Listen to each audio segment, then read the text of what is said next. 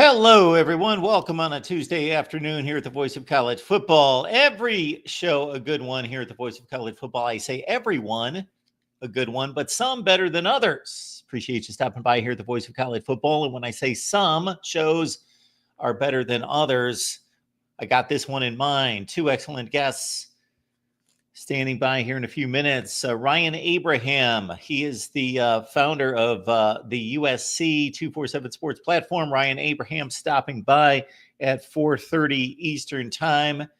And then we also have Isaiah Hull of Wolverines Wire on tap for 5 Eastern time. We started this show about 6 to 7 weeks ago. And out of the gate, I told all of you, we are going to deliver excellent guests on this show. We're going to hit you with one huge topic each and every day. Excellent guests. We're going to go through the news of the day. We're going to have some fun. We're going to talk to you. We're going to have the call-in lines open as well. That's what we're doing. Big time guests, one big topic, news of the day, your calls, and that's what we were going to do. And for the first several weeks, not a whole lot of guests. Well, basketball was in play. A lot of the people that I talk to on a regular basis tied up with basketball, so we just kind of let it ride. But here we are kicking it in this week. Two excellent guests today. Also, keep in mind, earlier today, I recorded with Matt Moscona from ESPN Radio, New Orleans, Baton Rouge on LSU. So you can check out those segments over on the LSU channel. Again, Matt Moscona, one of the best listens you're ever going to find in college football and sports in general from ESPN Radio. Matt and I got together today to talk LSU. So check out those segments over on the LSU channel. Appreciate you being here at the Voice of College Football. Before we get to the news of the day and anything else, let's check out the chat. What's the chat look like? The chat started with, not Tukey G. We got Mike G here.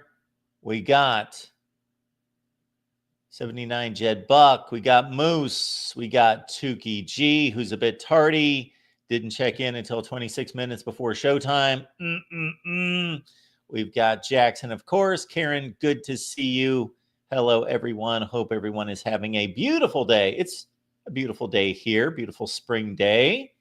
Cooled off today to about 68 after dipping into the mid 80s. It got, pretty consistently in the 70s, dipped into the 80s a little bit, but cooled off today. I went outside. I was like, okay, Mark, don't be a wimp. You don't need a jacket.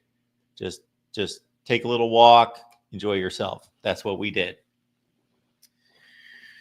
So we got started with the program rankings yesterday, so we're going to continue that. We'll get to that, not today necessarily, but we will get to the rest of the program rankings. We rank them all, folks, 1 through 136. We do that each and every offseason here at the Voice of College Football. And yes, the odd camera layout here just drives me nuts. But StreamYard, hopefully they will get on that and figure that out. But that is not a good way to go. But yes, this was the week that we are to unveil our program rankings. I've had questions about that already in regards to seeing in the chat, people talking about all-time, people talking about 2024, 2025. When is this? Clearly states program rankings, not team rankings. Even one of our own hosts here challenged me on a schedule breakdown on one of the teams. Didn't necessarily, again, you got to read the titles, you got to listen. So a program ranking is different than a team ranking. A historic all-time ranking is different than a ranking for 2025. A projection is different than a prediction. All those things. All right, we'll teach proper vocabulary here at the Voice of College Football. We can do it all. But it is great to see everyone. Virginia Tech's spring game is in 4 days. I don't know what we're going to do about Saturday. So the standard approach here at the Voice of College Football have been to go live each and every Saturday during April. I know we've got some plans on this Saturday. Maybe I'll go early during the day. We shall see. I'll look at the schedule, see what we can gather. Maybe we'll do a big wrap up on Sunday. Maybe we can do that. How's that sound? We'll do a spring weekend, spring game wrap up on Sunday. That could be what we're going to do. What we do know is that we've got a big call-in show, thanks to Tukey G, coming up Friday night at 11 p.m. Eastern time. So again, call-in shows, late night. This is a call-in show.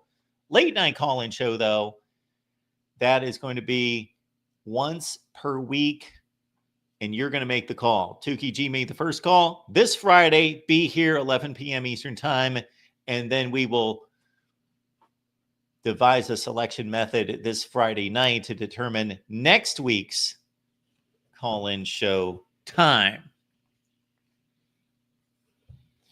Folks, when you shop on Amazon, I'm not encouraging you to shop on Amazon, but you already do, almost all of America. So when you shop on Amazon, please use the link that we provide. It's in the description section of this video and all the videos, and that would help us tremendously here at the Voice of College Football. It's the one way in which you can financially contribute to the Voice of College Football and not spend a penny. And it is the same exact shopping experience. And I had somebody tell me, and I still haven't gotten to this. They've told me a couple times, Mark, produce an Amazon video.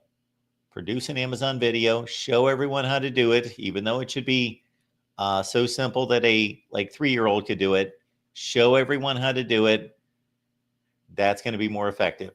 And I say, yes, we'll get on that. And I never do. But the Amazon link's in the description section, all the videos. And for those of you who do use the Amazon link, and there must be 2 or 3 because we make all of about $30 a month from the Amazon link, I appreciate it.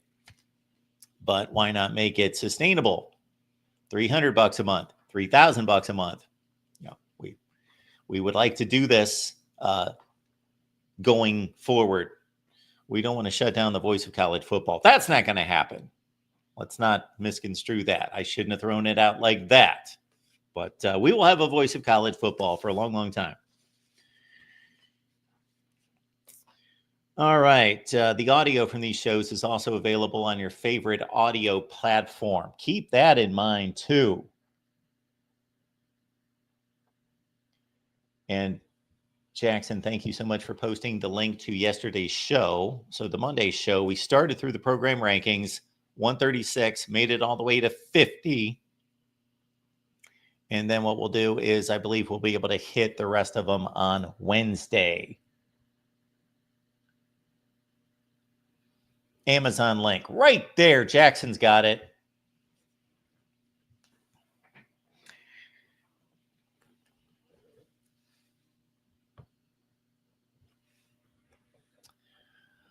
So today we wanted to hit on the news of the day, which is basically going to be that there's no news. Although this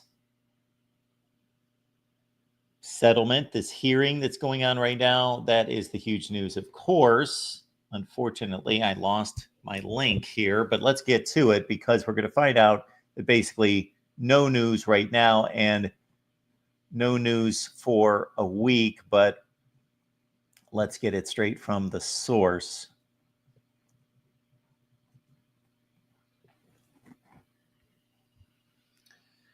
So all the articles that came out were about 20 hours ago. So that would have been early morning. No, that would have been late afternoon yesterday. That would have been in the evening yesterday.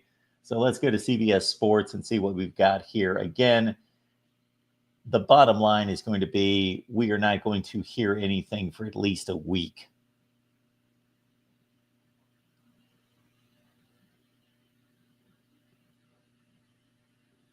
Please like and subscribe here at the Voice of College Football. You can do that. Please like the video. We should have as many likes as we have people watching. And please subscribe right here. Our subscriber base has stalled, so we're going to do something about that. We would like to be at 100,000 here very soon. All right. So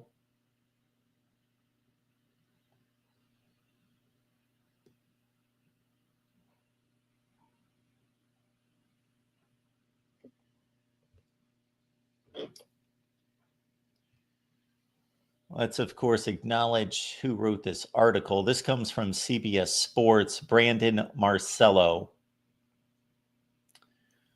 The long expected approval of a landmark antitrust case allowing college football players to be paid directly by schools is on hold for at least 1 week. That's pretty much all we need to know right now. The rest is going to be rehashed from the rest of it, but they, at last glance, when we looked at it yesterday, had 18 witnesses, meaning former or current athletes and coaches that were going to testify involving this, and then maybe some other folks as well. Let's just hit the big point right here that the House settlement would allow schools to directly pay players millions of dollars starting July 1st. Each school's revenue sharing formula would be capped at $20.5 million, with the pool increasing 4% each year during the 10-year agreement. I'm assuming that that's connected directly to media rights. Otherwise, they can project. Again, difference between a projection and a prediction. They can project the increase in revenue over the next 10 years, but that must be tied directly to the media rights deal. Otherwise, I don't know why they would put it in the settlement that there's an automatic 4% increase each year. So 4%, $20.5 million, it's going to go to about $21 million the next year. The $2.8 billion in back payments for athletes who competed between 2016 and 2024 would also be set in motion upon Wilkins' approval. I don't recall why those dates were selected. 2016 seems rather arbitrary.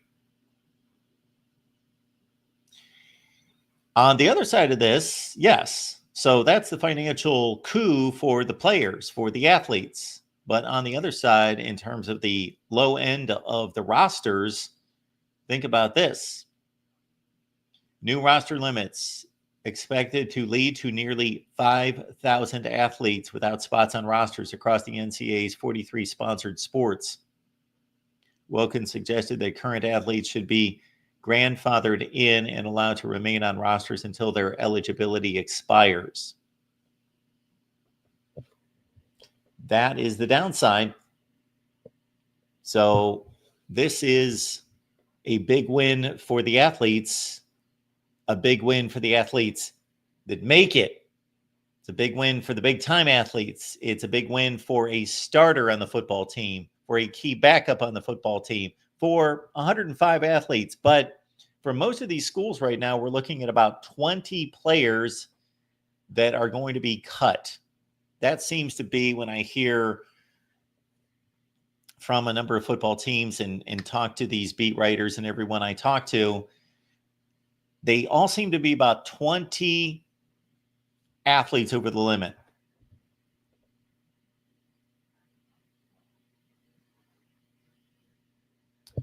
Disputed National Champions, that's the book. We're going to be on tonight with Ryan Winter from Sports Chat 503 over on his Oregon channel to talk it up. So you can join us there. That's at 8:30 Eastern tonight. And we appreciate Ryan having us on tonight.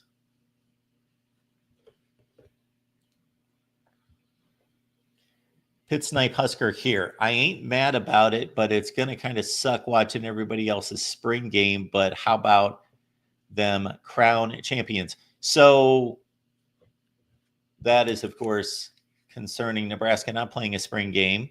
We're talking USC and Michigan today. USC, no spring game. And others. I don't agree with that. I don't believe that that should be a thing. But these schools can do whatever they want because we do not have organization in college football.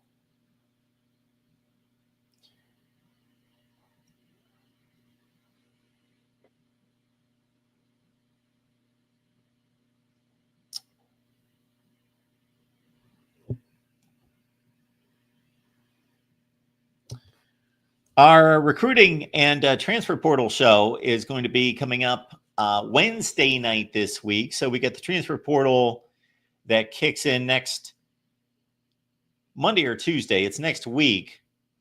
So Leanne and myself going prime time for the next few weeks at least with the transfer portal update on the Move show. It's going to be Wednesday night. You're going to see it right here, but we're going to be pushing you to go to the recruiting channel and sign up there and be a subscriber and lock in on the recruiting channel. But as it stands right now, you'll see us live here after the Miami show, 8 Eastern on Wednesday night.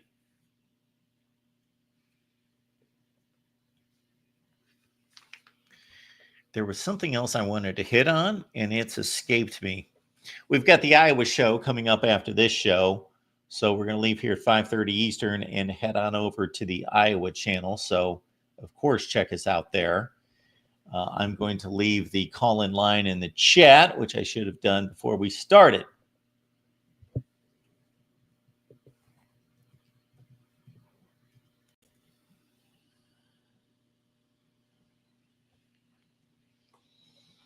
So we've got 105 football players once these rosters are trimmed. And we got $20.5 million. So if we do the math correctly, is that $20,000 per player?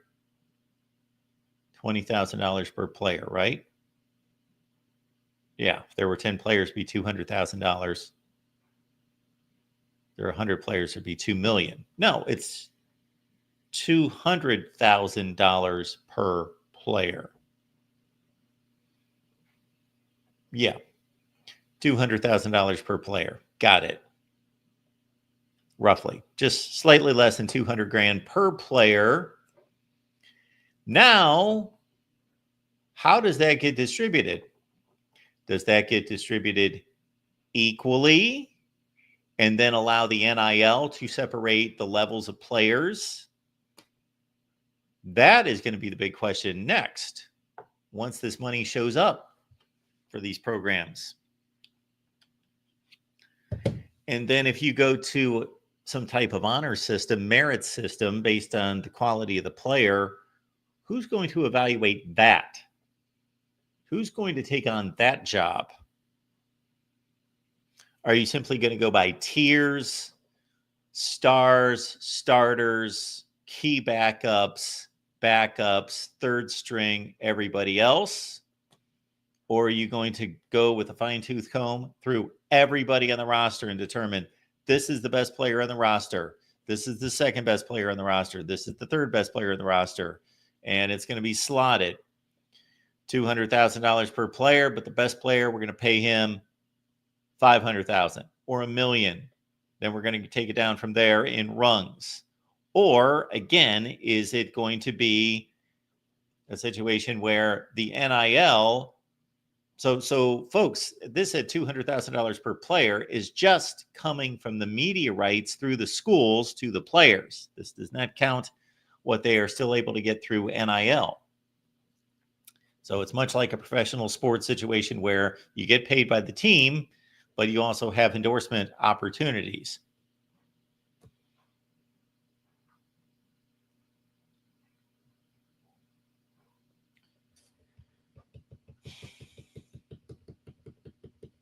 Without giving it much thought, I think to avoid, yeah, I don't know what I'm avoiding. It was going to be mutiny.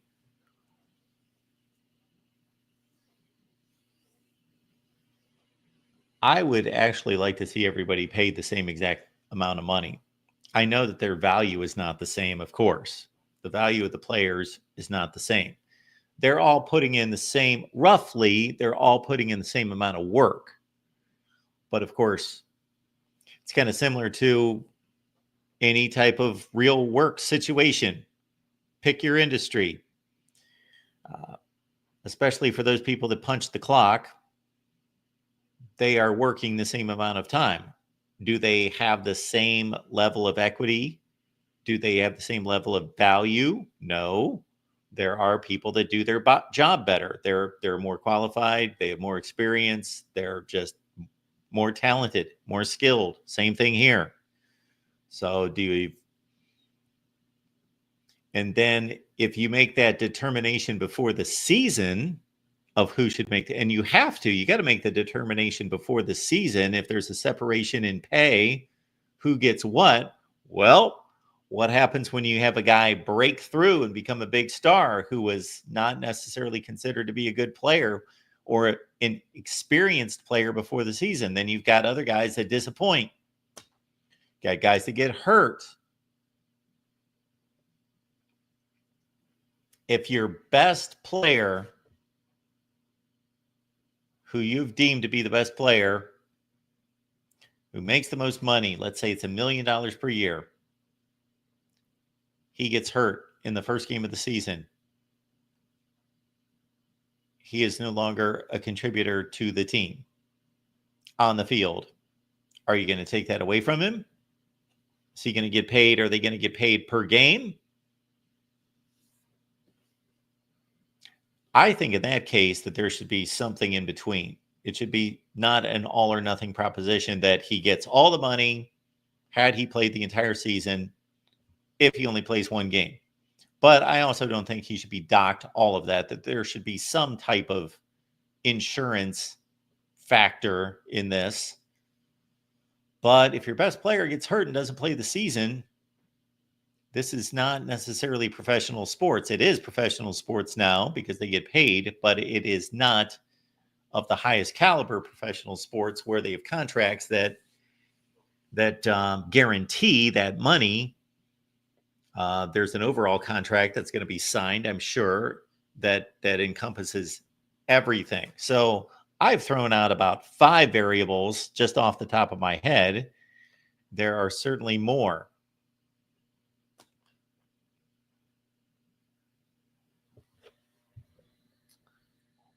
And what do you guys think about that?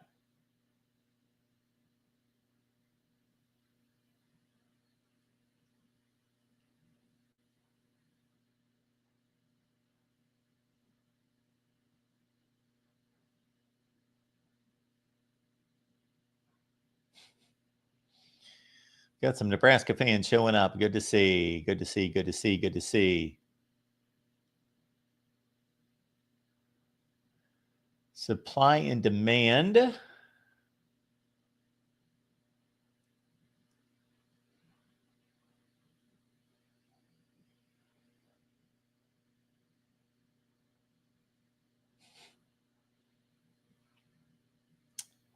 All right, Carl. Appreciate you being here.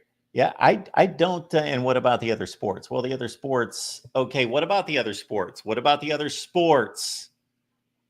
So an athlete who plays a sport that does not generate revenue, do they get paid? I think not. Your sport doesn't generate money. And what we know right now is that football generates the money. Men's basketball then generates whatever it is. Women's basketball has obviously generated much more money in recent years than it did before. I don't know what that ratio is. Baseball in certain parts of the country generates money. The SEC. Softball now generates some money. It didn't 10 or 15 years ago, but it does now. Again, it's a pittance compared to football. But you know what? If you play field hockey and you've got a scholarship, you know what? Be grateful.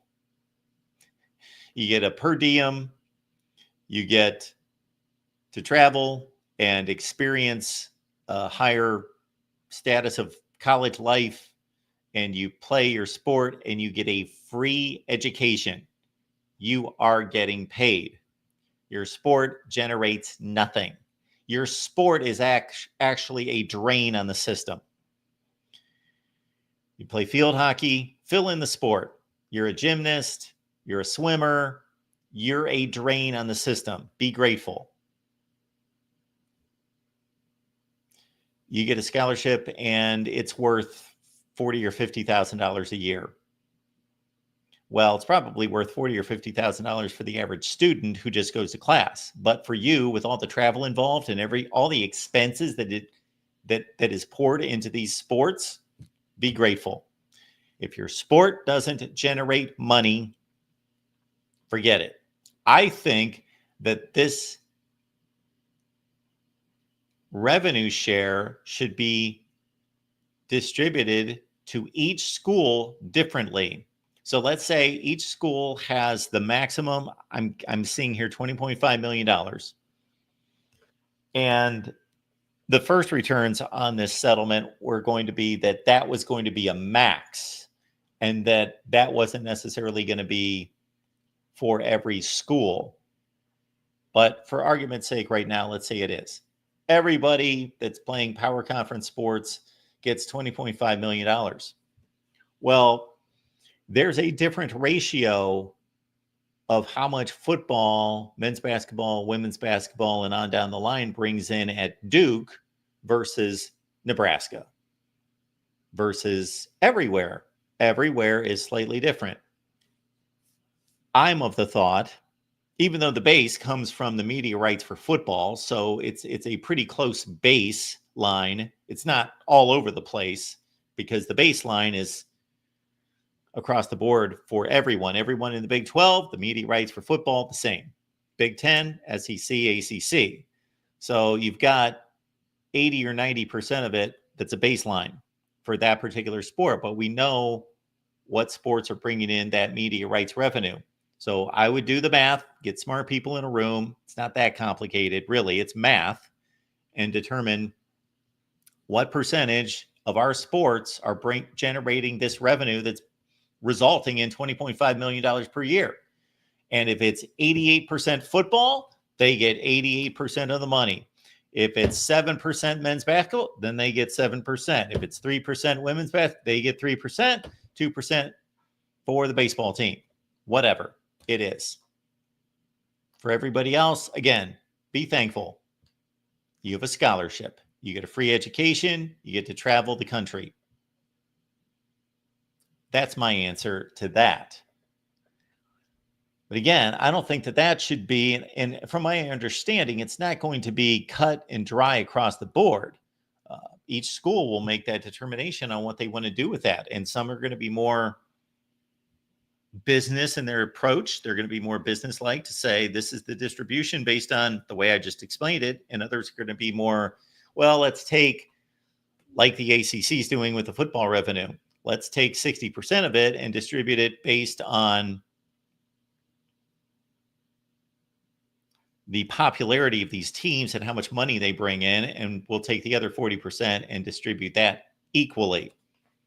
Every school has its right to do whatever with it, what they will. This is bonus. This is a bonus. So this is only headed in the positive direction for the student athletes that make the rosters.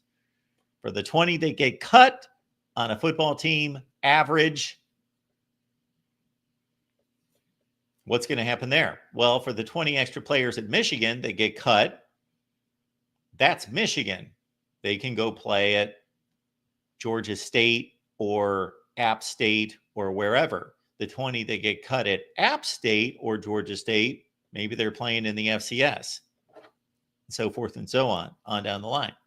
Somebody's losing out somewhere at the very bottom if it just bumps down. But that's how I would handle the money. But I'm a capitalist.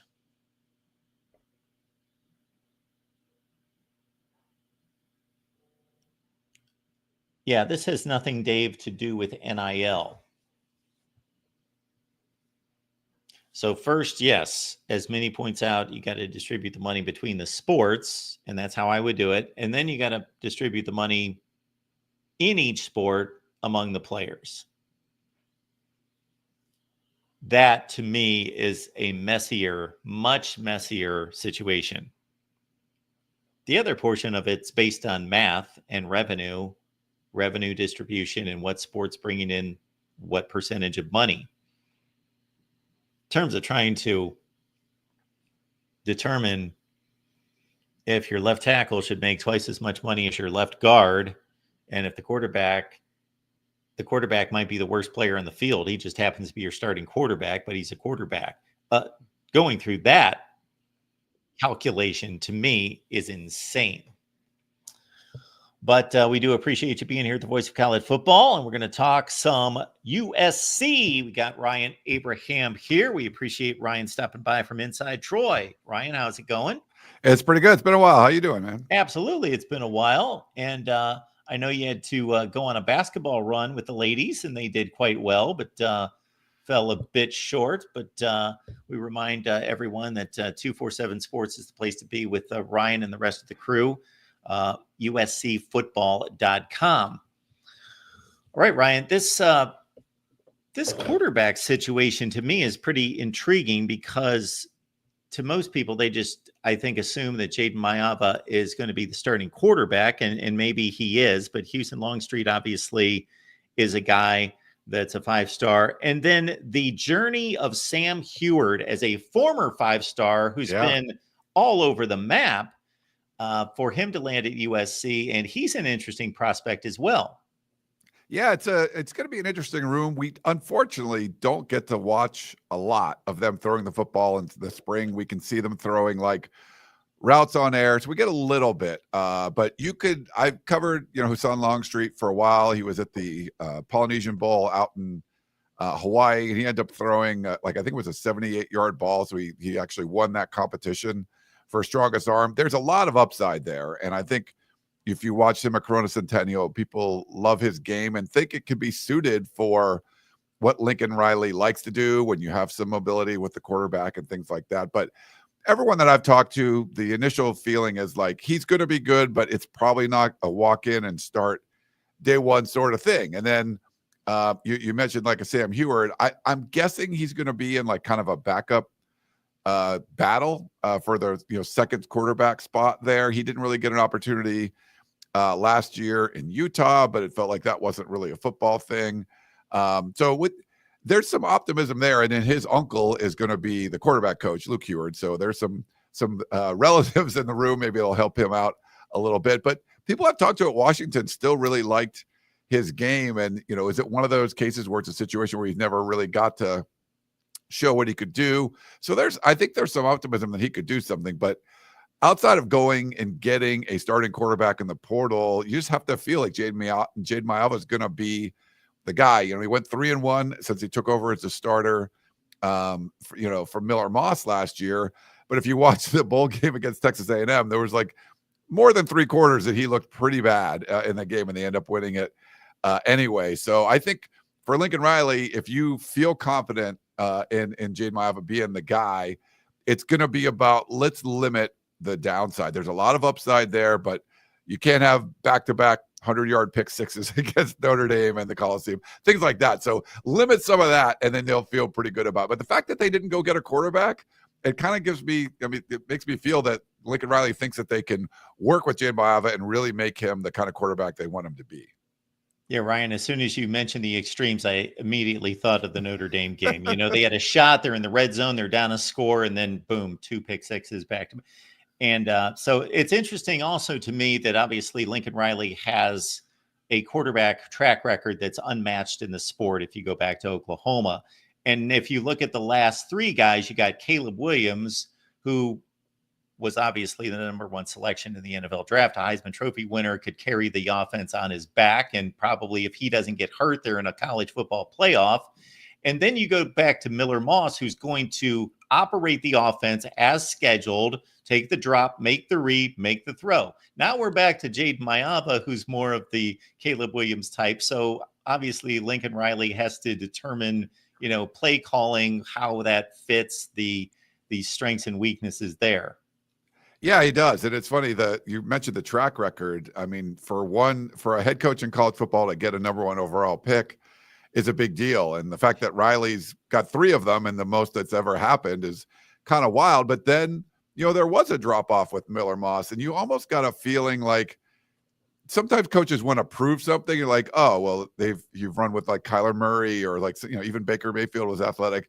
And it wasn't, Miller Moss wasn't athletic. He just wasn't that kind of dynamic athlete. And you almost felt like, okay, we're going to show we can win with this type of quarterback. And obviously that didn't really work out. And even for Maava, like, there's some athleticism there. And you thought he might take off and run more. And they've kind of limited that. We haven't seen him really do as much and try to make plays with his legs. And especially if you're a quarterback that sort of struggles and he's made some bad decisions sometimes, take it off and run, a lot of times that can just kind of fix a few things. So I'm curious to see if they let him run a little bit more, or if that's going to be a bigger part of the offense going forward and how it works. But his skill set's a little closer to some of those other quarterbacks you mentioned that Riley had worked with. Ryan Abraham here from USCFootball.com. It's 247 Sports platform for USC, and this is the guy that started it all there. So he's been around for a long, long time covering USC football there at 247 Sports. The wide receiver position, to me, obviously, the two top guys are pretty well set, I would think, with Mekhi Lemon and Jacoby Lane. And then after that, how would you assess the field of options? Yeah, that's a good way to put it, is a field of options there. And they lost some depth from that position. I mean, Zachariah Branch was a 5-star guy, Deuce Robinson, but they were contributors, but they weren't like difference makers. Like, you mentioned Mekhi Lemon and Jacoby Lane. So that's going to be interesting to see sort of how they kind of fill those roles, that where instead of having maybe 4 or 5 guys that they are rolling with, you got your 2 main guys, and then they have to sort of figure out where they go from there. I like Prince Strawn a lot, coming over from Boise State. We're in number 17, I believe now. So we get to watch him a little bit, and he looks like, he's got some experience. I think he might be someone that, can be a good pass catching radius, so you can be a quarterback's friend that way. So it'll be interesting to kind of see where he goes. But there's a few guys, even like a Jalen Richardson or Jay Fair that transferred in last year that did some stuff, but just didn't really do a lot. I think you're going to focus on those 2 guys, and then sort of who can be the best role player coming in after that. So I'm probably going to go with Prince Strawn as my pick for that, but it's early to determine. But I think they feel really good about those top 2 guys, and that's probably where the majority of the offense is going to run through. Jackson, we appreciate you posting the link to the 247 site for USC, USCFootball.com. Everybody can just grab the link right there in the chat. As soon as we're done, you can catch everything that Ryan and the crew has available there. Of course, there was a lot of talk this time last year about going into the Big Ten, the physical style of play, the offensive line in particular, which, you're going to correct me if I'm wrong, I thought held up fairly well, at least the first line of guys, and then maybe depth was more of an issue. Yeah, no, I think you're right on that. I think it started with the recruiting aspect at the end of the Clay Helton era, and then they sort of had to clean house. So you didn't have sort of redshirt freshman bodies waiting to sort of emerge, and they kind of had to replenish a lot of those. So they early on they relied on some transfers, and I think it worked pretty well in year 1. The last couple of years, not quite as good. And then, like you mentioned, I think the depth has been a little bit of an issue, but they've recruited that position pretty hard, and they like some of the guys that they've got coming back, but they're going to rely on, some transfers as well there. But Jade Maava you need to be able to protect him a little bit more. And they got a good running back room, and you want to be able to showcase that. And I think they probably didn't run the ball enough last year. And I don't know if it's because they didn't have confidence in the offensive line and being a little shaky, but they had some good success, and they sort of got away from it, almost like trying to prove a point, like, oh, we're going to do this instead of that, where you expect it. But one guy, watch out for Jean-Ray Reed. They call him Big General. He's a center for Syracuse and transferred in. We got to interview him extensively a couple of weeks ago, and just really bright kid. He could have moved on to the NFL, and I think instantly comes in, and he's like your starting center guy. He's just going to take over in the middle of that defense and make the calls. And he's talked about sort of like learning what the terminology is. He knows what to do, and a lot of the times he doesn't know exactly how to say it yet. So I think that's part of the process of being there in the spring. But I think he could be a key for this USC offensive line. If he can be solid there right in the middle, the transfer they got from Syracuse, I think that will kind of spread out and help everybody else out. Ryan, you dropped the word recruiting. So the 2025 class wasn't up to USC standards, but then they really got their ducks lined up in regards to the administration, the approach, getting NIL, the GM in line, all of that in line. Can you kind of take us through this renaissance that's happened very quickly with USC's recruiting approach? Yeah, the fans are USC fans, at least, are pretty happy about it. Like Oregon's been coming down to Southern California, eating their lunch for a couple of years. And in general, USC has not been the quickest to adapt to changing in the landscape of the sport. And, you can go all the way back to when the early signing period first started out. USC was expecting to sign a whole bunch of guys in February, where most everyone else in the country was like, it's December now, and you're going to sign 85% of your guys in December. And USC sort of like didn't figure that out. So they had like a weird class because they thought a bunch of guys would wait until February, and they didn't. And I think with NIL, they were slow in that aspect too, even getting involved in the recruiting aspect of it, not just NIL for players that are on campus. You need to incorporate that into the recruiting game. I think they started doing that more last year. They had a pretty good war chest. They raised money, and I give Jen Cohen, the athletic director, a lot of credit. She's more of a forward-thinking kind of person, where they've had sort of subpar athletic directors in the past, and they weren't really on top of that. I think Jen Cohen is. So last year, I felt like they had money, but they didn't really have they didn't spend it well. They didn't really know the ins and out of contracts and things like that. And this offseason, they went out and hired a bunch more people in their personnel department. And Chad Bowden was starting it all, coming over from Notre Dame and from their general manager. And he put together a roster that, went to the national championship game. And then he's now at USC. And they actually have 3 former college general managers on their staff now. They've built that up. They've really invested into personnel staff because it's a different game. The head coaches are used to just controlling everything, but do you want to be worried about contracts and retention and all these things? And it's so much more to building your roster than going out and, talking to these kids and convincing their parents is the place to go and show them your facilities and all that stuff. It's just changed a lot. So I think you need those extra bodies in the building, and they've done that. And I think you're seeing the results like right away, where they're focusing on recruiting local talent a lot more than what Lincoln Riley was doing before. You're in Mater Dei, you're in St. John Bosco, places like that, where USC was recruiting like Georgia really hard and Texas, and it's still hard to get out-of-state guys, even with being able to pay them now. So it's guys that are local. If they commit early, they're much less likely to decommit than if someone that's in a state, 2,000 miles away. I think they're getting that now. They're really focusing on the local talent, but also still going outside. So to me, it's more about, when you're seeing success, like look at leadership changed, and they actually changed their personnel department. And that's, I think, to my opinion, why you're seeing the better results on the recruiting trail. I am not a recruiting guy or recruiting guru. I talk to guys like you every day. So by extension, I'm in it all the time.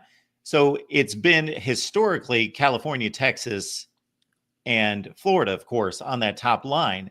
Recent years, correct me if I'm wrong, Georgia seems to have eclipsed California in regards to quality and quantity of 4 and 5 stars, but California is still right there. What is the status of California high school football right now?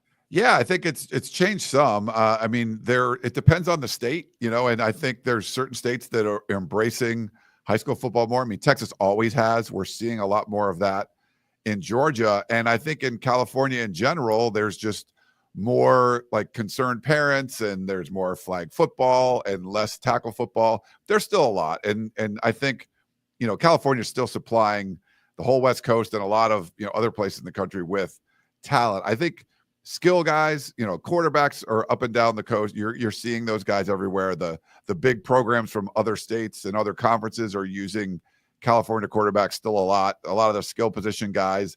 I think the biggest deficit has been at the line play. There's not as many of those big guys running around that can 300 pounds when they're 17-year-old and can move. There's more projection, I think, where there's like a 250-pound, he might be playing some tight end and defensive end, but he's probably going to be a left tackle when he gets to college. And so you're seeing more guys like that where you have to sort of project out a little bit more. So I think it's just a combination of some things, but the best programs in the country, like Mater Dei and St. John Bosco, like they'll win national championships. They're those kind of programs that they're tippity top of the sport. But I think in general, there's a lot of depth in California. We're just seeing less of it on the lines. And I think that's where a state like Georgia and Florida, you're seeing more of those guys than you would see in California. Because Ryan, I love the history of the sport, and I try to take the history if we have current issues and see, okay, this I don't feel does apply, or this does apply historically. And when I look at USC, my goodness, you can look at Ohio State might be the standard in regards to consistent excellence. Obviously, Alabama under Saban, and we could go down the list. But when USC is right, John McKay, his best teams, John Robinson, his best teams, obviously Pete Carroll, his best teams. I don't know that there have been better teams in the history of college football than when USC gets it right. Yeah, I mean, I think you're right about that. It's, they've had heyday back in the 30s, 100 years ago with, and then, the 60s and 70s and 80s and obviously the Pete Carroll years have sort of bring that back, and then they've fallen off again. I think it's sort of a unique situation where you do have, Miami's a big urban area, and they were good, especially, in the 90s and 2000s and stuff. But, Los Angeles being it's the biggest media market that has major college football, because New York doesn't really have that. You can't really count Rutgers, no offense to Rutgers people, but that's not a major market. I mean, you have USC and UCLA, where UCLA has all the basketball championships and USC has all the football championships. So it's kind of unique. And being on the West Coast and having two historic venues that were built 100 years ago in the Coliseum and the Rose Bowl, which is, kind of weird just to have those just down the street from each other. And the proximity to other major programs where, like, if Alabama's good, well, so is Georgia, or so is LSU, or so is Tennessee or Florida. The USC, when they were like big, they were like the 900-pound gorilla, and there wasn't really a lot around to mess with them. So I think there was a lot of unique factors, like when USC is good. And I don't know if it's a coincidence that like sort of the fall of USC was like the rise of the SEC. And if Alabama is going to get all this attention, or Georgia, but there's something about, like, if USC has that attention, it's like this, it's a whole different thing. And maybe it's because they're like sort of on their own. Like Georgia, I mean, if you got Oregon way up the coast, they've been doing well, but there's really nothing like it on the West Coast, where you can hit a rock and find a major SEC program that's won a bunch of championships and stuff. So I don't know. It's kind of a unique factor to it, but there is, and the weather and all that. I think some of that is, it's like people want USC to be good. There's like something good about the sport. And especially now things have been so regionalized. I think you need the West Coast to kind of, and no more Pac-12. You need someone on the West Coast to step it up. Can it be Oregon? I mean, it could be, but there's no replacing. If USC is really good, they can kind of do things that probably no one else can do. Absolutely. Lastly, Brian, I want to ask you about Lincoln Riley. I would think that this recruiting surge would take a little pressure off what that win total needs to be this year.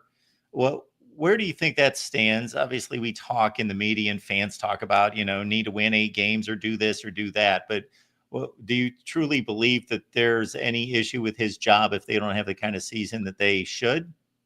So that's an interesting perspective. And I haven't thought about it that way, to be honest, but it might even work the opposite, because like USC's defense got better last year, and they're like, well, you hired Danton Lynn. Is Lincoln Riley going to get credit for that? Well, then you go out and bring in like a general manager and all the personnel staff, and they're all of a sudden now recruiting locally and getting right now the number 1 recruiting class. Is he going to get credit for that, or is it going to be the people that they hired to sort of work on that? So it almost might work the opposite, that if you have this great recruiting class and you only win 6 games, it might put more pressure on Lincoln Riley. But I think you're right. Like, winning some of this offseason stuff can do a lot for you. I mean, we saw Ohio State, lose to Michigan for whatever the 3rd time in a row, and then be really upset, and they go out and win the offseason. And would you have rather been like a Buckeye fan in that offseason, or the Michigan fans that just won a national championship? It almost felt better to be Ohio State. And then they go out and win it. I think it's for USC, the fans in general are much more used to not as good a success on the field, maybe underperforming, but at least having like these top 5 classes. So the top 5 class, I think, will win over some of the fan base, but being 13 and 11 the last 2 years, I think the winning games part is going to have to be a big factor of it. Yeah, it'll help if they got like the best class in the country or something, but they need to win some games. And especially when you're losing to, like, if you can't be Maryland's only win, like that in the Big Ten, you can't do that. So maybe it takes some of the pressure off, but it could work the other way and put a little bit more pressure on. Like, hey man, you're recruiting at this level. You should win more games than what you're doing. And it was also such a strange season, Ryan, to see them play as well as they did against LSU. So they beat a top 15 team there. Penn State, who comes within a kick of the national championship game, and they play them to the wire overtime. Like the ceiling floor for them was wider than anybody in the Big Ten, for sure. You're right. You can't do like you're this close. When they were 6-5 before they lost to Notre Dame.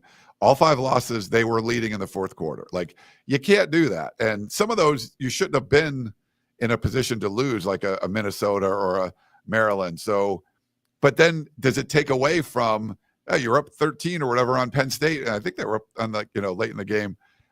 You had a chance to, tie the game against Notre Dame in the final minutes before throwing those pick sixes. Yeah, it takes something away. Like, it would have meant more if you almost beat Penn State and you almost beat Notre Dame if you had beat Maryland, and you wouldn't have lost that game. So you're right. The ceiling and floor were way too far apart. That why could you be this close to beating, the best teams in the country, a team that almost made a national championship game and the team that did, but you also lost to Maryland, So that's why you're right. I think the mismatch between what the floor and the ceiling is part of the biggest problem. All right, everyone. Ryan Abraham, one of the best to do this, 247 Sports, USCfootball.com. Ryan, great to see you. Thanks so much for stopping by. Oh, thanks for having me on. I really appreciate it. All right. Great to see Ryan. And again, it's USCfootball.com, 247 Sports. Appreciate you being here at the Voice of College Football as we break down the game we all love each and every day with you. Discussion, debate, and analysis. Leave those comments and questions there in the chat. And of course, we've got the call-in line there in the chat as well. We've got Isaiah Hole, hopefully jumping on board here. Wolverines Wire. Yeah, the USC situation, fascinating this year. Fascinating. I think that USC, yes, Jim, good takes from Ryan. He's been joining us for a long, long time, and I probably don't reach out to Ryan enough to get him on here. It's been a while, but yeah, he is one of the best to do it, certainly covering USC. And I think that if I had to choose one team in the Big Ten that is the most fascinating in terms of an outcome this season, for me, I don't think I'm going to be that surprised about what Ohio State, Penn State, Michigan do. Maybe Nebraska would be the other wild card in all of this. I think Nebraska is a wild card. And USC. USC, yes, most fascinating team in the Big Ten this year. Nebraska, second place in that category. Sure, Michigan State could have a better year than expected, and they could go 8-4, but that's not going to push the needle. That's not going to push toward a championship. Maybe pick your team, Ohio State, Penn State, Oregon, dip and lose 3 games and miss the playoffs. And yeah, that would be a story, but it's not inconceivable. Yeah, again, ceiling, floor, USC football under Lincoln Riley. Adam is telling us that Dylan Raiola is finished, has no shot. Has no shot. Adam looking at the schedule, seeing a loss at Notre Dame, a loss at Oregon and Nebraska on the road, and Michigan at home. They could lose to Iowa and Illinois. That's a lot of losses there, Adam.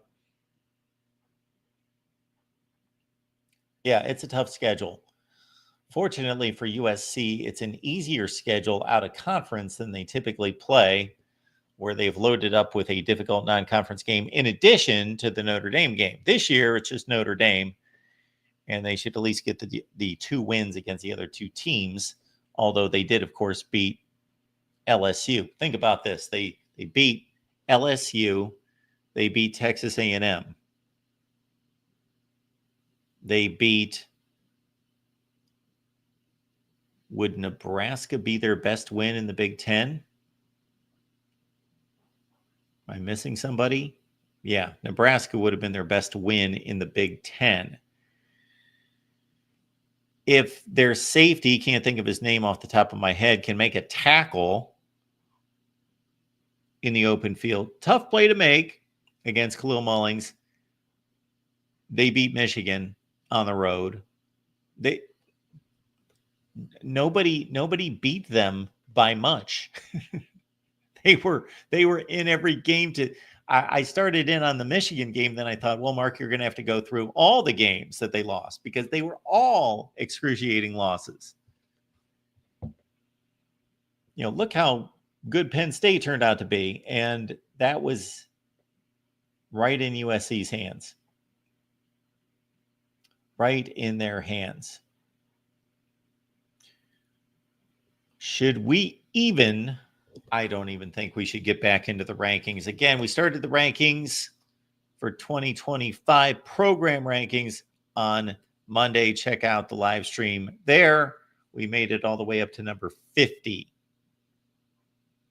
And we'll finish that off on Wednesday or Thursday, Friday. But Friday, keep in mind that we won't be here at 4 p.m. Eastern. We'll be here at 11 Eastern for the late night call-in show that we're going to do once a week.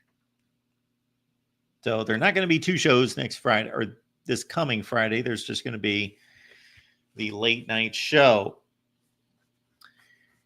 If you've got a brand, you got a service, you got a product, your own personal brand possibly that you would like to feature here at the Voice of College Football.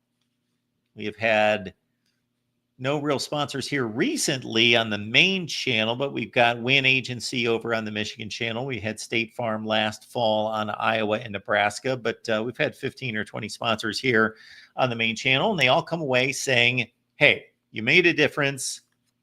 We saw the pop on social media. So if you got any products, any services, your own personal brand these days, hit us up at sponsorships@VOCFB. Or if you can't remember that because I can't find the banner, then you can just hit me up at MarkRogersTV at Gmail. MarkRogersTV at Gmail.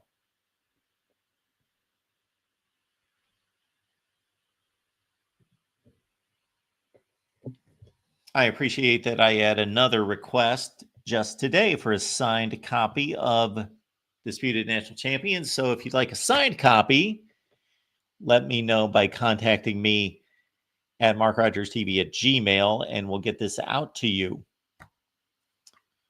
And I will warn you that it's difficult to write inside the book. I am not an experienced author, so I was telling somebody over the weekend, I was just letting them know, first of all, I showed them this baby. They were like, oh, you're an author. I said, well, I guess technically I'm an author, but don't really consider myself an author. To me, an author has like 10 books. But for the fine people that have requested a signed copy to like write, I just don't sign the copy. I like write something like I'm invested in this. I fill up the page with some kind of greeting for you, and but it's not the best penmanship. I used to have great penmanship. It's gotten much worse as I've gotten older, and especially when I got to write inside that little flap there. Adam recommends the book. Thank you for that, Adam. Appreciate that.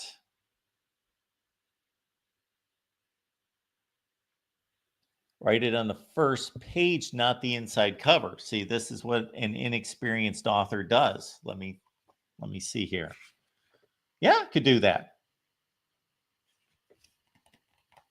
Yeah, why not? Yeah, I guess that would work better. That would be much easier to do. Thank you, Adam. I guess after about 100 copies signed, I might have thought about that. That might have come to mind, but it did not as it stood. So again, we do appreciate the offer coming in from Ryan Winter and Sports Chat 503. You are correct, sir. Antoine, we've not seen you for a long, long time. Appreciate you stopping by. And, I think people are finally catching on to 4 p.m. Eastern time, and that's nice to see because had a number of people let me know that they didn't see any notifications for this, had no idea that we were on. We're starting to gather some people in here little by little every day, a little bit more each and every day, 95 across all the various platforms right now. But Antoine says, thank the internet for the degradation of penmanship. Absolutely. Yes. I don't think they teach cursive and haven't for years in schools. And yes, everybody's on a phone all the time. I know Moose is clamoring for Isaiah Hole. Let me double check. It is only 5 on the dot. So we were scheduled with Isaiah at 5 Eastern on the dot. So let's not give up hope, Moose. And I know you're here for me anyway.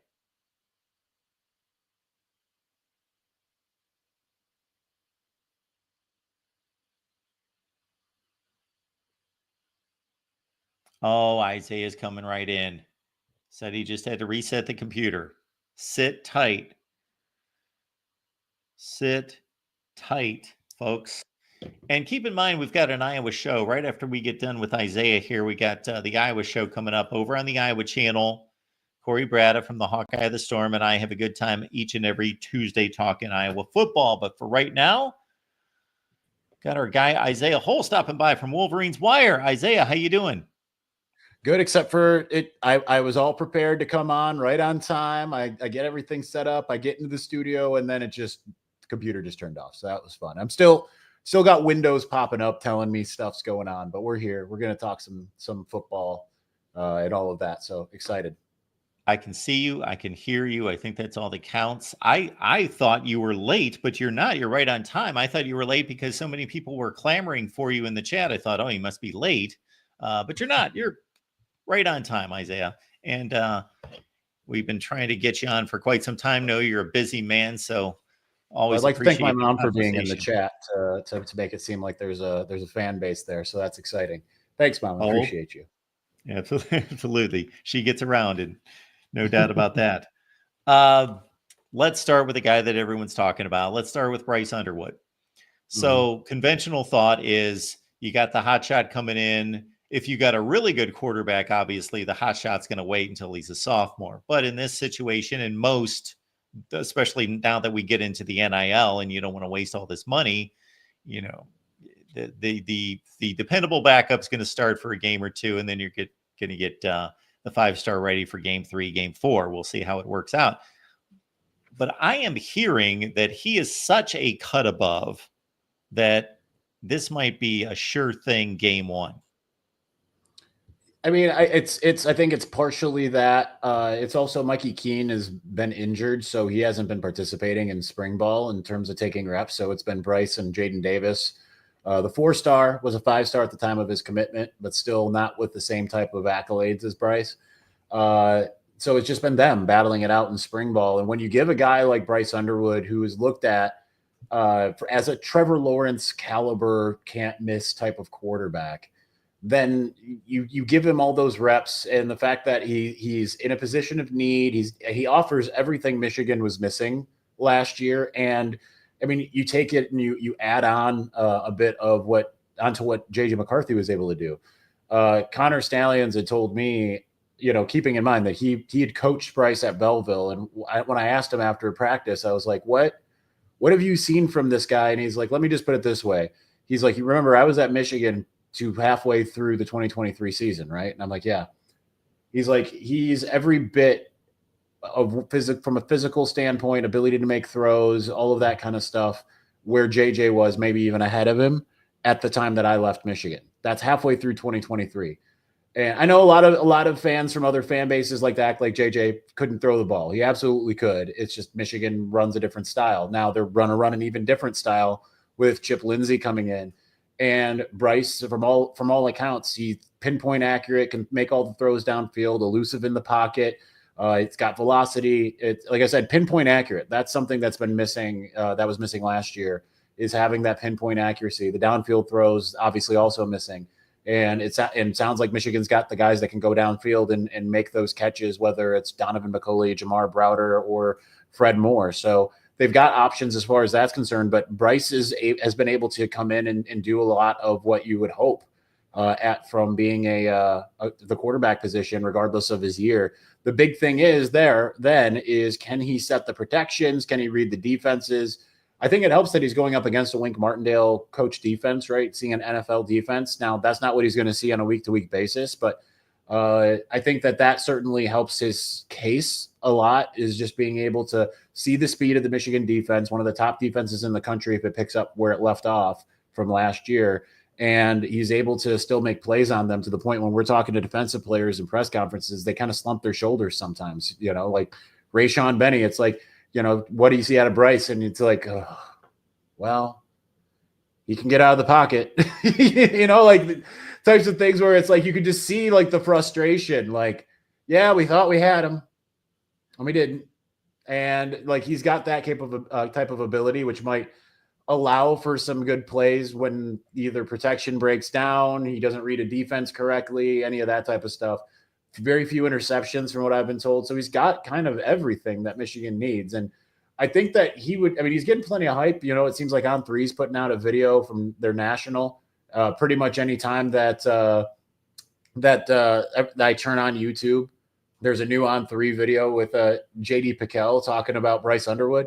But I think if he was literally anywhere else, we'd be seeing a lot more of a lot more kind of national hype about him. Just for the sake of, you think about when Trevor Lawrence ended up at Clemson, and it was exactly what you said, right? Kelly Bryant started their first 4 games and then redshirted, and Trevor Lawrence took over. But I think just because it was Michigan coming off of an 8-5 season, everyone wanted to be quick to forget them just due to all the scandal and all of that with the national championship season. I think people just want to kind of forget about Bryce Underwood to some degree. And yet I think he's going to be that day one starter. I think it just by virtue of getting all these reps in spring, getting all this time with the ones, I mean, it's going to be really hard to beat. Sorry to like our mutual friend, Steve Dace. I took a question and I ran with it for about 15 minutes, but that's why you're here, Isaiah. You run with it. You could probably ignore my questions and just talk Michigan football for the next 20 minutes, and people are just going to be satisfied with that. So it doesn't really matter. But to your point, yeah, Michigan's Michigan. It's as massive a brand as any, but maybe it's the stigma of what the Michigan offense has been, and that even though Bryce Underwood's this great talent, he's not going to produce, he's not going to produce those kind of numbers because Michigan quarterbacks don't produce those kind of numbers, has maybe suppressed the hype. Yeah, I think that's still accurate. The Michigan passing record single season still belongs to John Navarre from 2003. It's 3,331.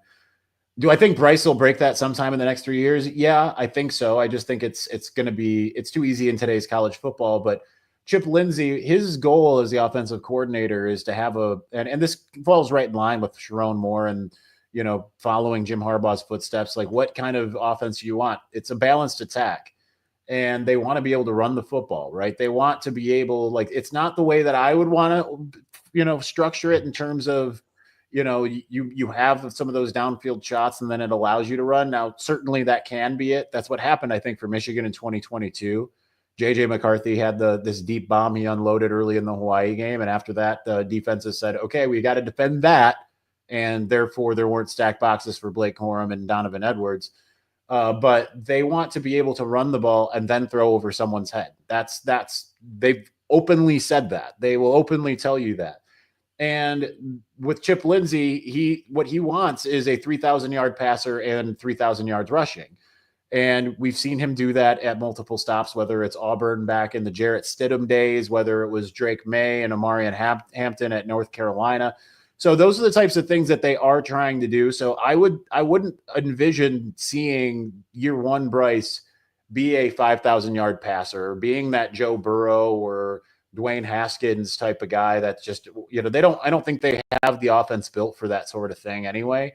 But they do have the ability to have that balanced attack, because the intent obviously is to be tough up front with the offensive line, and we'll see how that goes, because it was not up to par last year, though I thought they played very well in the last 2 games of the year.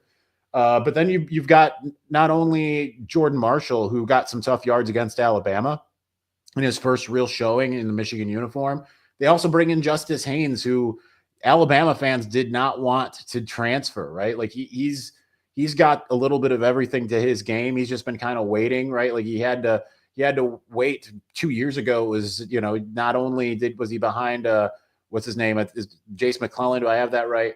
Yep. And Jalen Milroe. And then last year it's still Jalen Milroe and Jam Miller. So he's just kind of buried on that depth chart, still got like 700 yards rushing last year as a reserve.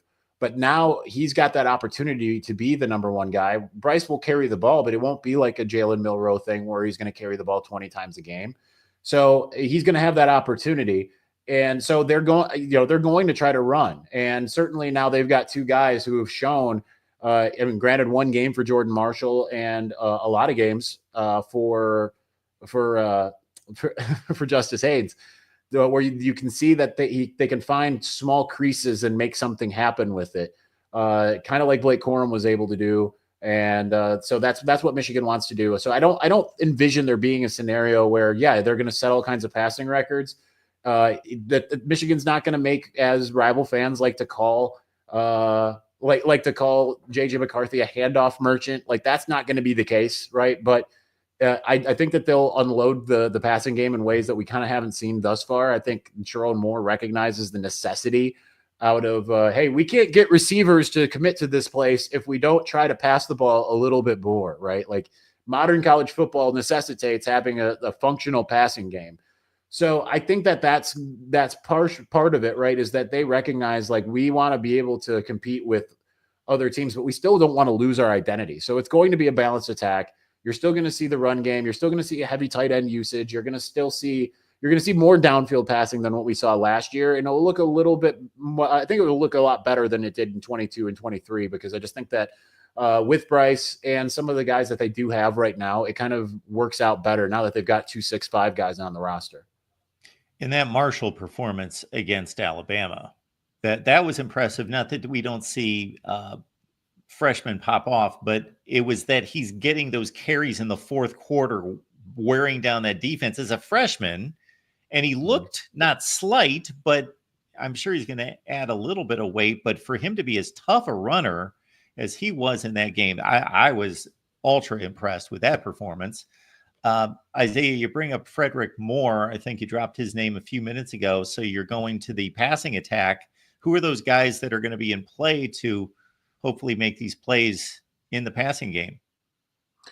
I would venture to guess that at least one guy that we'll be talking about in the fall isn't on the roster. I don't have a specific name.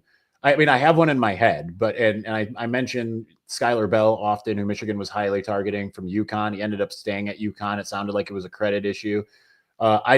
Someone hit me up on Twitter and said, you're on your podcast saying that he's already on campus. No, I'm not saying that whatsoever. I'm just saying that if he is to enter the portal again, Michigan will target him. If not him, it will be someone else, right? Like I think that they're going to find at least one more guy to help Bryce.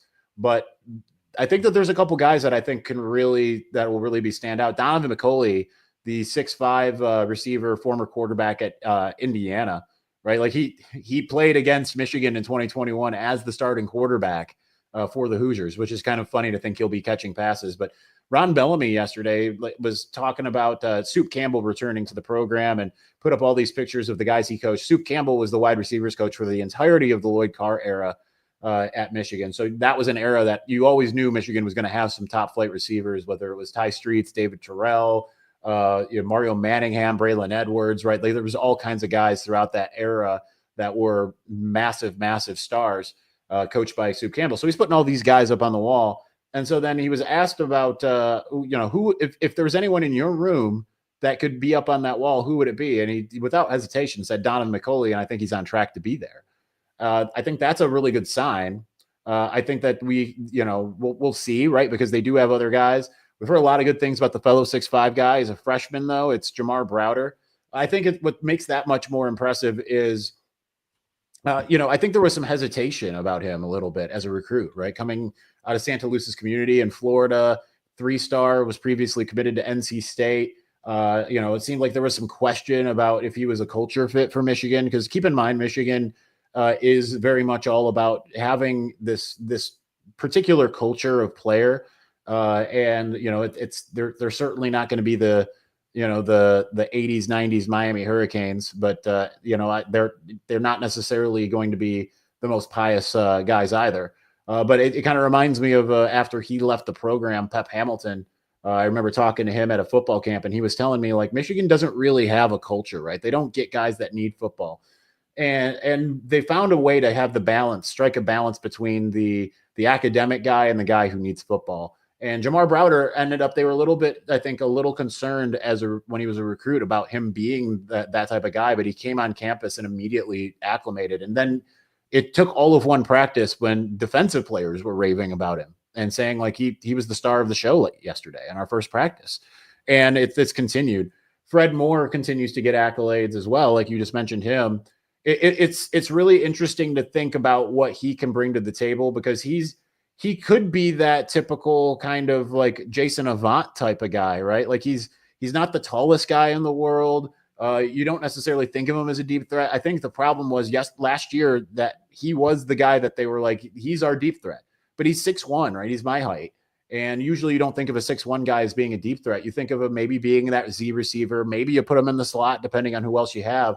And I just don't think it worked out that way. And also because the quarterback and offensive line issues, but I just don't think it worked out that way. And now he's got all kinds of confidence because of what he was able to do against Alabama. It wasn't like a huge performance. I think it was 3 catches for 34 yards, his first career touchdown. But he's got speed, and he's got an ability to make, yards after the catch. And that's the type of thing that they used to get from Roman Wilson, right? Like, you can have those tall guys.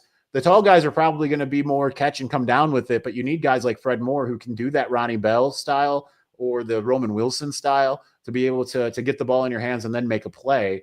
And I think he's going to be in that class as well. And then freshman Andrew Marsh is kind of as advertised as well. Another 6'1" guy, kind of the same mold, maybe a little faster than Fred Moore, 4-star out of Texas. And certainly I think that he could be a big factor too. Then I just wonder about some of the other guys, like Peyton O'Leary, who had some big plays against Ohio State last year, or Kendrick Bell, Ronnie Bell's younger brother, who's a 6'4" guy or 6'3", could potentially be a guy. I mean, they're going to spread out a lot of guys, right? They're saying the room is so deep that it's creating competition. The problem is aside from Donovan McCulley and the incoming Anthony Simpson, who isn't here for spring yet. He's from UMass, who had an 800-yard season 2 years ago. They don't really have anybody that you can point your finger at and say, that's a guy that's got a lot of production. He's about to take that next step forward. They feel confident about who they have. But I'm still a little curious because McCulley's, the kind of the one that you have your eyes on, has the size and everything, but outside of him and Anthony Simpson, there's just little production. So it's a position group that I'm terribly curious about. Folks, you can find Isaiah's work there at Wolverines Wire. You see the Twitter/X handle on the screen, along with Isaiah's personal handle. We have to talk offensive line if we're going to talk Michigan. So how close is the front to being set? I think it's pretty close. I think that when you look at what they've got right now in spring, they're going to add some pieces, or at least a piece in Lawrence Tatar, the Ferris State transfer, grad transfer. So obviously he's not coming to bench ride, but at the same time, I have a hard time seeing where he's going to fit in. It's I think worlds better than it was this time last year, where it was like, we're looking for a starting 5. And now they're like, we're trying to figure out who our best 10 are. And we really feel like we've got some returners there. It sounds like they've moved Evan Link out to the left side after being the starting right tackle. They have done the same with Giovanni El-Hadi, moving from right guard to left guard. He thrived at left guard when he came in for Trevor Keegan for several games in 2022. Craig Crippen returns at center. At the moment, it sounds like Nathan Afobe has really locked down that right guard spot, and Andrew Sprague, who started right tackle for the Alabama game, the ReliaQuest Bowl. I think that he's probably a lock there. So then you kind of start to look at what's the rest of the depth. We've heard a lot of really good things about Cal Poly. Kind of he's kind of a tweener. He could be a guard or he could be a tackle. Brady Norton, he's a little undersized, but what he makes up for what his diminutive stature at 6'3", which is kind of funny to say, like, that's a small dude, but he makes up for that in tenacity and technique and all of those kinds of things. So I think that he's a guy that we've heard a lot about this spring, and hearing from Grant Newsome, he's like, yeah, he's ahead of schedule. He came aboard with the idea. It kind of sounded like he was going to be a project, but he's gotten mentioned from some of the defensive ends and stuff about how he's given them, problems. And then, but then when you start going down the line, that's where you start to kind of have a little bit more questions. Andrew Babalola, the 5-star, it sounds like he's still not quite up to the weight that you want him to be. There's fans that want to see him. I think it's kind of ridiculous because you don't really want a true freshman tackle. Like, that's just 5-star or not. That's the one position group. I think when you look at a 5-star, you don't treat them as a first-round draft pick in the NFL. You say, like, yeah, they need to sit for at least a year. Ty Haywood's going to be coming in as well. I remember some people in my network at Locked On who were messaging me asking if Ty Haywood was going to start right away. I'm like, probably not. And if you're a Michigan fan, hopefully not, right? Like, you don't want these 5-star tackles starting in year one. Can happen, right? Caden Proctor did it at Alabama, and you had, what is his name, Pettis over at Colorado. You just generally don't want that.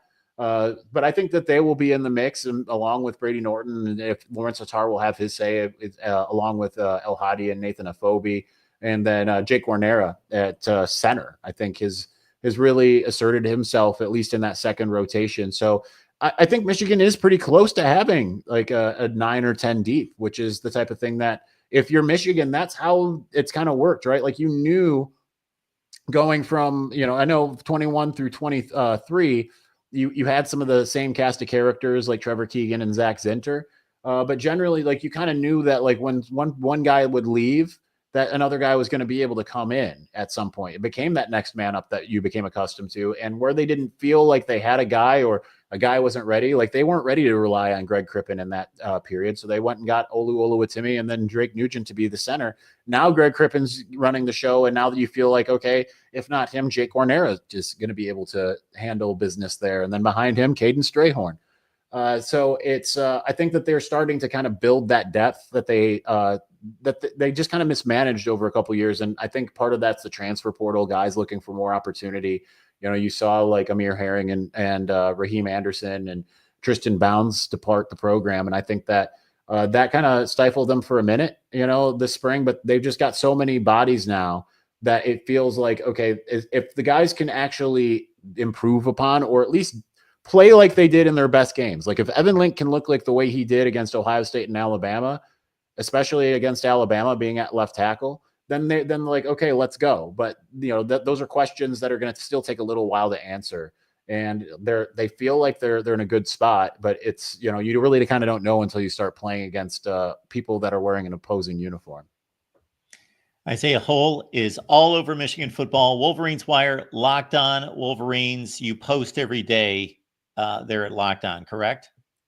Yes. If not every day, I double up one day of the week. A day like today, I'm doing your show. I just need a rest day. So, like, I'll either double up on like Thursday or Friday or something. You'll get 5 episodes at pretty much any given week. Very good. Jackson, thank you for the super chat. TJ Ronan, John Diadamo, Mark Rogers, and Isaiah Hole would make the ultimate crossover for this summer. Drew Fiss, thank you for a super chat asking Isaiah, projecting Earl as a starter. Thoughts?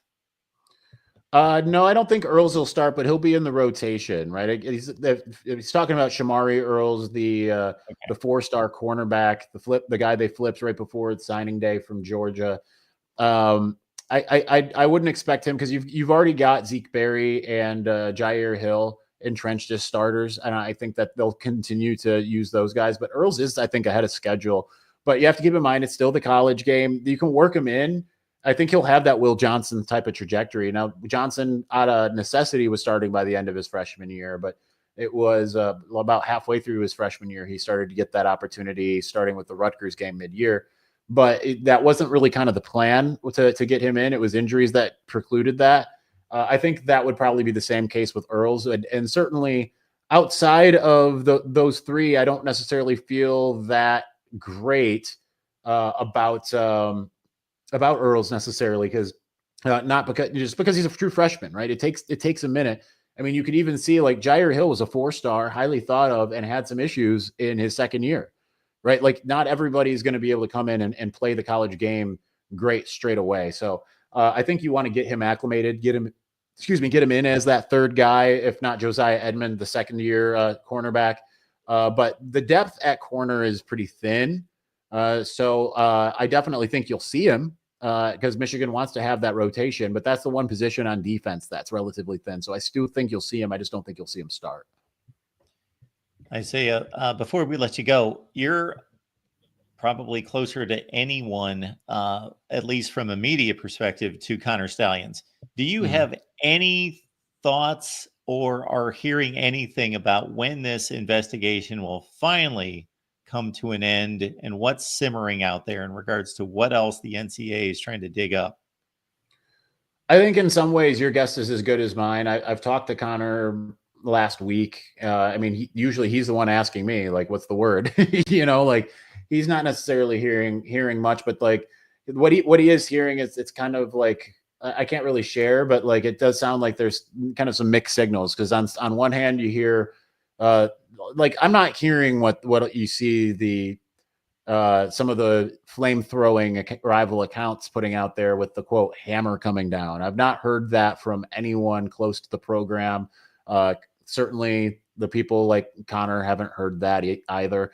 It's going to be more personal punishment is what it sounds like, right? Like you're going to see more him getting his punishment, Jim Harbaugh getting his punishment, that type of thing. Chris Partridge certainly sounds like he could be in that. But I think also because Michigan's planning on fighting it, and that's kind of what you saw with the NOA response, that Michigan wasn't going to take this whole thing laying down. They're out there saying, number one, you have no true evidence of any of this. It's all like kind of a testimony of someone that appears disgruntled. And hey, by the way, who is it? Right? They want the NCAA to disclose it. They know who it is, and I think that's kind of put a wrench into some of it, right? Because now it's gotten a little political, and I think that I think that you'll start to kind of get an idea by football season. I don't think it will necessarily come to resolution because I think the NCAA has come so far, and there's just been so much like public what have you with this, and that was kind of why my show it kind of went the way it did, right? Talking to Connor directly, I knew exactly what was actually happening throughout the whole process last year or 2 years ago, right? But people wanted, it got so sensationalized that people started treating this as like the biggest scandal in the history of college sports, and it just really isn't. And I know people they think that that's just me being a homer and what have you, but it just really is not. When the actual facts versus, what other programs that there are plenty of other programs that were doing precisely what he's accused of doing, and just kind of why this ended up coming to the forefront. So I don't really know if the NCAA is going to feel like it needs its pound of flesh since this has kind of been litigated publicly compared to what you see with like the Tennessees of the world, or you've just had the, just revelation that MSU is under NCAA investigation. And then there's like, well, but no one can talk about it. But that's like flies in the face of everything that happened in 2023 for Michigan. So your guess is kind of as good as mine. The only thing I could say is it's not going to be as bad as rival fans want it to be. It probably will be a little bit more than what Michigan fans want it to be as well. But it's not going to be anything earth shattering. I think that you'll start to kind of get an idea mid to late summer as to what it is. And then you will see if both sides can come to that point where both, neither the Michigan nor the NCAA want to fight each other.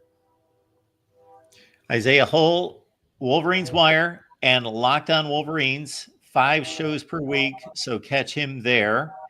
And you get the Twitter handle right there, everyone. There's no excuse for one of the best in the business doing it for Michigan football. So definitely, Isaiah, you're one of our favorite people. No doubt about that. You're a class act. We appreciate your testimony. You're amazing at what you do. And thanks for making time for us. Absolutely. I got to point out, I love my new dual threat hat here because this is technically a Masters hat.